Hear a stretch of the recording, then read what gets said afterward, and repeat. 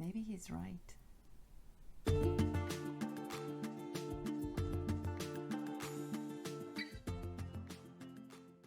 Hi again, Gosia, sociologist and psychotherapist, coming to you to share some insights and tips from mental health and self-discovery.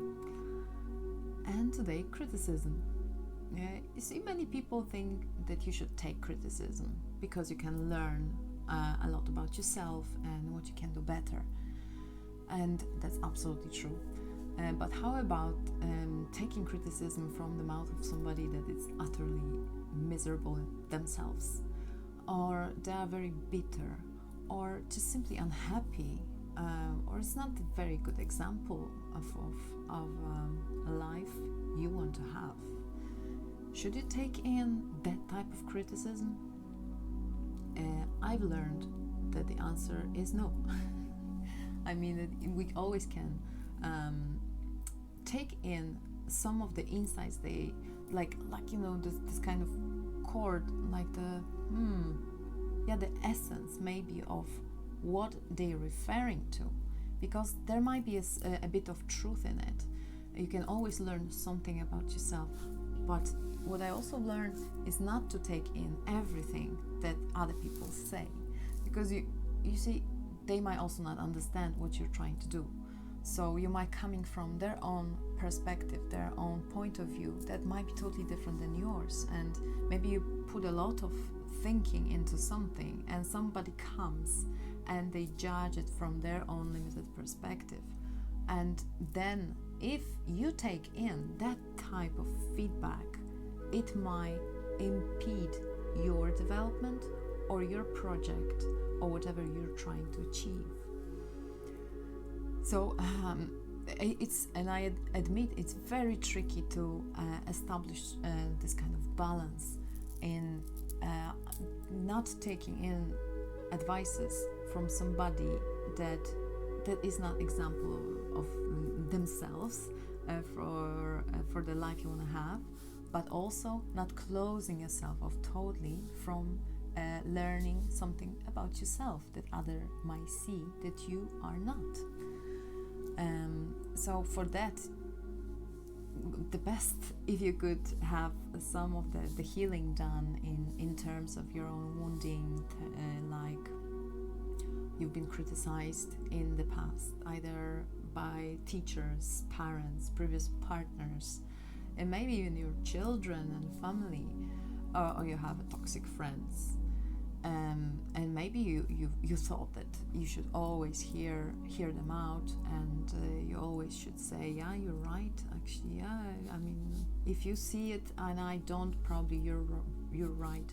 So if you had people like that in your life and you got constantly shut down, then you might also have this immediate type of resistance. No, I'm not going to hear you. Or like, yes, please do it, you're probably absolutely right. So you see, either of this extreme is not good. So it's very beneficial if you could heal some of that type of wounds from the past. And I was mentioning it before, it could be through psychotherapy, through having a very good friend or a partner. You can flush out all of what you have stored there emotionally, in your body, around heart, around memories. So because whatever remark towards that would resemble some of the situation from the past that you might hear from others can immediately create the resistance in you. I'm not going to hear it.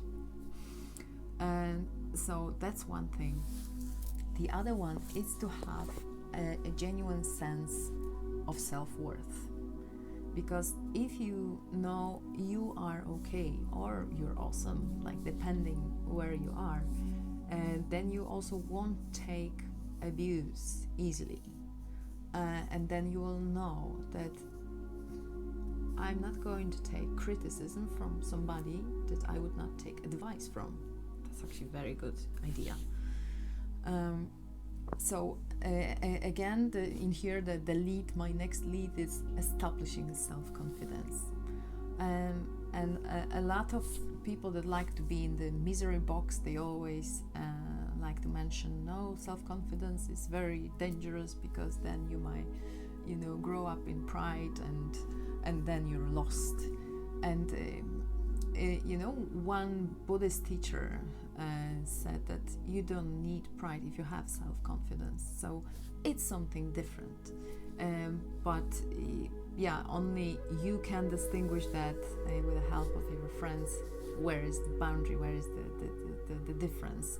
Self-confidence or pride. So I'm not talking about pride in here. I'm talking about self-confidence. If you know your worth, if you've seen in yourself enough to like yourself, then if you have established that, you won't take criticism that will be harmful to you.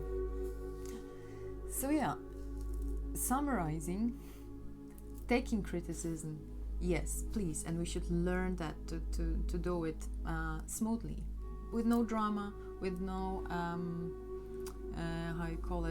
self-defense. I mean, being defensive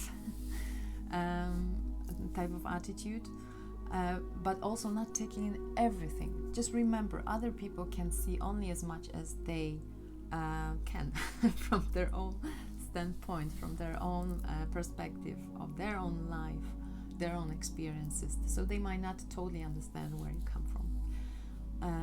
And to do that, it's good to heal some of the past hurts and establish good self-esteem and self-confidence. Does it make sense to you? Give me a shout.